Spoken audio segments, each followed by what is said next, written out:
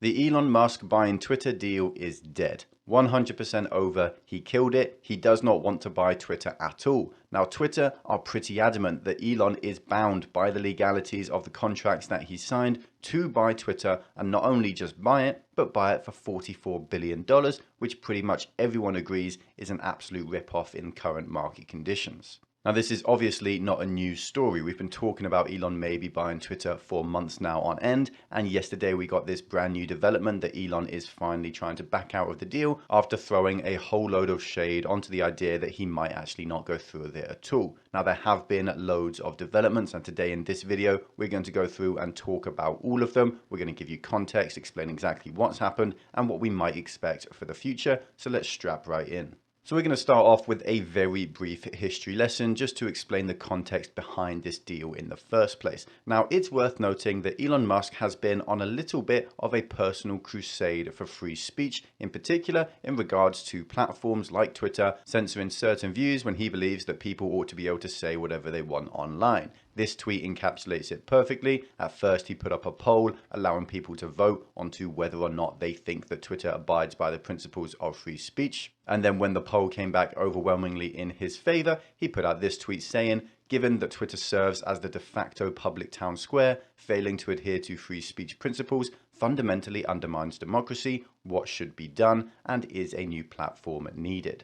We didn't really know it at the time, but this was the start of Elon's attempted acquisition of the company. He got an awful lot of flack with people claiming that he didn't actually want free speech and he just wanted to censor the left as opposed to the right, but he's been trying his best to prove that that isn't the case and that he just wants to piss off everyone equally. This tweet here encapsulates that idea quite well too. I hope that even my worst critics remain on Twitter, because that is what free speech means. He's also been on a little bit of a personal crusade against the business practices of Twitter as well, calling them out for putting in place useless features like this NFT profile picture system that no one really wanted or need, while Twitter was inundated with crypto spam bots which were destroying the platform. It's clear from this tweet that he wasn't exactly happy about that. Twitter is spending engineering resources on this BS while crypto spammers are throwing a spam bot block party in every single thread. He does not think that Twitter is a thriving company, and he thinks it's being run poorly. Most of these top accounts tweet rarely and post very little content. Is Twitter dying? And he's also called them out for not putting into place very simple features which would not be difficult at all to implement, that millions of people have been calling for years on end,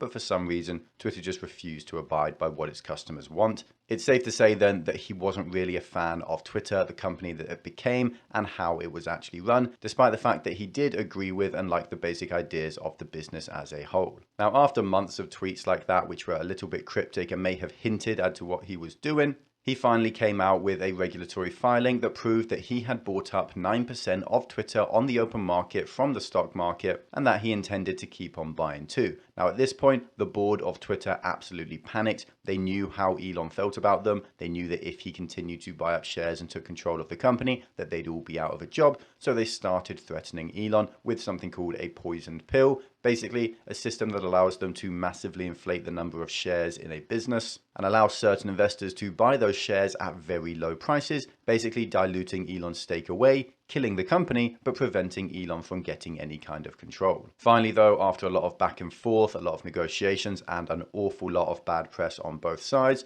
Twitter agreed to give him a board seat under the condition that he didn't buy up a certain amount of shares. But he would reject that deal and instead put forward a formal offer to buy Twitter in the private markets to take the company private for $44 billion.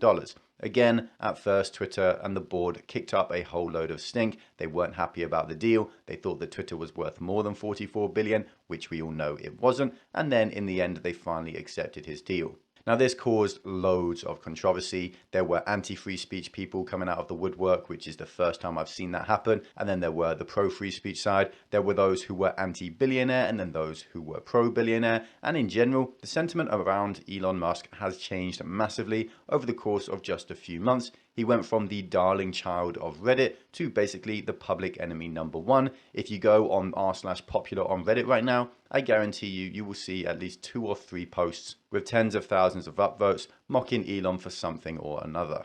Now, it was at this point though that Elon started to tweet in particular about scam bots and about his belief that maybe Twitter has been fraudulent in the past and that they're lying about the number of scam bots that there are. Now again, this kicked up a whole load of stink, and Twitter eventually came out and admitted that they had been lying to their investors about the number of daily active users that they had for the last 3 years. Elon was understandably furious. This was admittance of fraud by a $40 billion public company that had just been ignored by the entire world, and Elon made an offer under the belief that Twitter was telling the truth about their data and that they weren't lying to their investors and being fraudulent. Eventually, Elon got to the point where he put out this tweet here saying that he put the deal on hold temporarily, pending details supporting the calculation that spam or fake accounts do only represent about 5% of the users. From this point though, no progress would be made. Twitter would refuse to give Elon any kind of data to prove what they were claiming, and Elon was understandably unhappy to go through with the deal under this idea that actually Twitter's been fraudulent in the past. It's entirely possible that they're lying again here.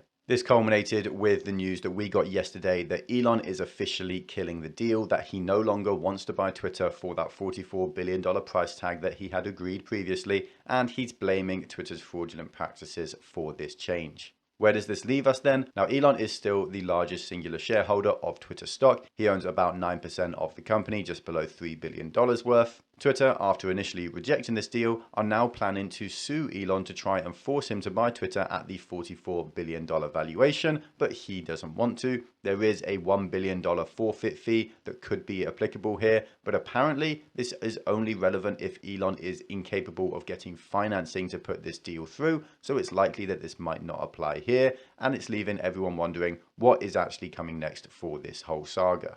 Well, there are obviously a few options here, and one of them is just that Elon gives up. He never tries to buy Twitter again. He sells his shares on the open market. We would then see Twitter's share price absolutely collapse, and the company is probably not going to be in a fit state over the next few years if it goes this direction. Twitter would try and take Elon to court. There would be a multi-year long battle. Elon's argument is that Twitter has lied and withheld data, which it did. Twitter's argument will be that he waived due diligence, which he also did, but does that apply to a company being fraudulent? Well, I don't know. I'm not a securities lawyer. I doubt you are either. Elon could lose here and he could be forced to buy Twitter or maybe eat a massive fine instead. On the other hand, Twitter could lose here, remain a public company, see its share price drop off an absolute cliff, and as it's so awfully run, it's not really going to see any progress from that point. Another option is that Elon keeps trying to buy Twitter and maybe he resorts back to the open market and just starts buying up shares like you and I would with a brokerage. Now, the idea behind this is quite simple and actually on the surface would save Elon a hell of a lot of money. Right now, the valuation of Twitter is at about $25 billion, almost half of what he was going to be paying in the private markets. So this would be a far cheaper way of gaining control if Elon chooses to go this direction. The problem here is that Twitter has the option to go for that poison pill all over again, but would they go for a poison pill? Would they try to prevent Elon from buying up public shares when they're already suing him to try and force him to buy up the company as a whole? You'd think that they would like Elon increasing his public ownership of the company, so this would be a slightly weird situation. The board, in my opinion, clearly don't care about Twitter as a business. They care about its position as a public forum, and they want to keep it in the way it is, the way it's run, with the amount of censorship they have and the political biases that it has as well. What that really means here is that shareholders will likely lose out on their big payday of their shares being bought by Elon for $54 each. Now, from my point of view, the share price will collapse without Elon by 50% or more, in my opinion, as we enter this stricter, tighter monetary environment. Tech stocks everywhere have been getting hammered, and Twitter is almost unique in its ability to weather the storm, because throughout the entire time that companies like Peloton and DocuSign have been getting destroyed for just being not brilliantly run companies in a time when interest rates are going up, well, Twitter has always had this idea that Elon will buy your shares for more than they're currently worth, so it can never really fall that far. It makes sense to me that Elon would be better off delaying this purchase and letting the monetary environment and the economy and the markets in general continue to deteriorate, letting market forces work their magic a little bit, and then buying the company in the future instead. Either way, I do sincerely hope that Elon does find a way through this and that he does end up purchasing Twitter.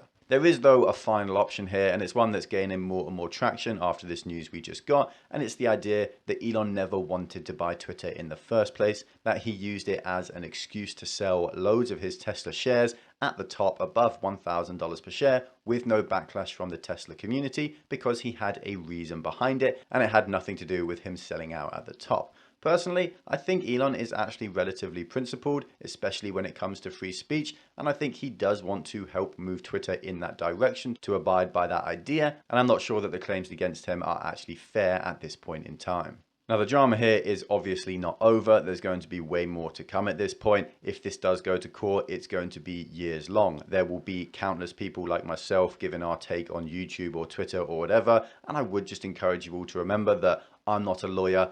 Meet Kevin isn't a lawyer. Pretty much no one on YouTube is a lawyer. And those lawyers who are on YouTube, well, they probably don't specialize in this very particular part of law. And they're probably not the best lawyers in the world in that part of law, as they'll be working for either Twitter or Elon here, as there's so much money at stake. Now, finally, I do want to mention the Twitter arbitrage deal that an awful lot of people were jumping on over the last few months. A lot of people were saying that it's basically free money, which it obviously wasn't. And I've called out this idea time and time again because I just want people to make sure that they understand the risks when it comes to arbitrage trades like this. Now, the idea is quite simple. Currently, Twitter shares trade for about $35 and Elon's offer was for about $54. So if you buy up those shares at 35 and you sell them to Elon later for 54, you can make a really nice tidy profit. And the idea there is solid, but there's always the risk, firstly, that the deal doesn't go through at all. Secondly, that it sees some changes before going through and maybe you don't get that original sale price.